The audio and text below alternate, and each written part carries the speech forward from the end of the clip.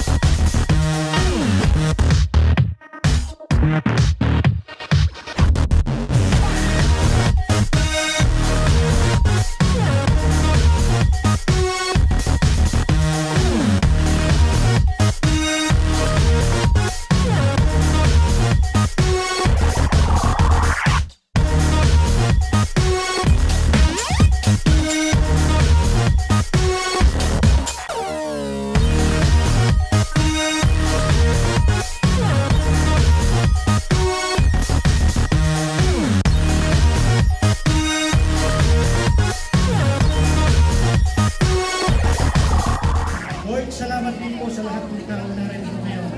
Malaking isa sa kasiyahan kay Diyos. Alam po namin, lahat ng bagay nito ay sa iyo namin binibigay. Panginoon, alam po ng bawat isa sa amin na kami po ay walang magagawa kung wala ka.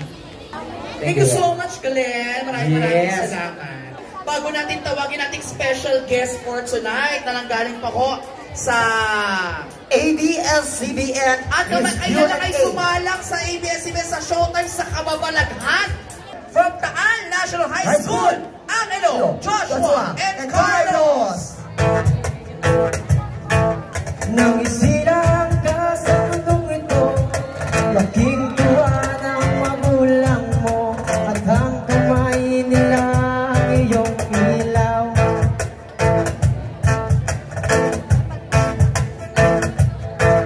At ang nanay at tatay mo'y di malaman ang gagawin, minamasdan pati pagtulong mo.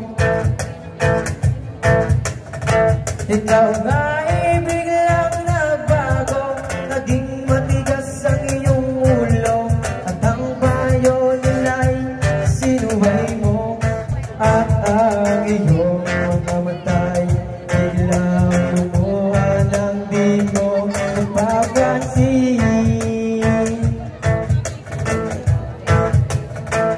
Pagsisisi sa isip mo, nalaman mo ika'y nagkamali. Pagsisisi sa isip mo, nalaman mo ika'y nagkamali. Labis na naiinip, iyaw mo sa bawat saglit. Umuwi ka na, baby, di na ako sanay nang wala ka. Mahirap ang mag-isa,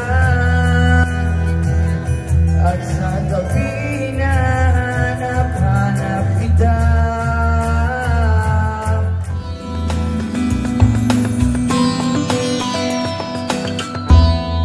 A few moments later. We are here at Self-Love in Taal. Try natin yung Okinawa. Ito ba yung Okinawa? Okay. Ha? Wala namang picture eh. May picture pala siya. So hindi ko nakita yung picture. Sayang. Akin ba yon? Kaya naman, pwede ba? Okay. Ang bait naman yung tao dito. Nulit pa talaga. Thank you. So, try natin. Tapos, pwede bang i-judge? Sabi nila masarap daw itong Okinawa. So, try natin yung Okinawa.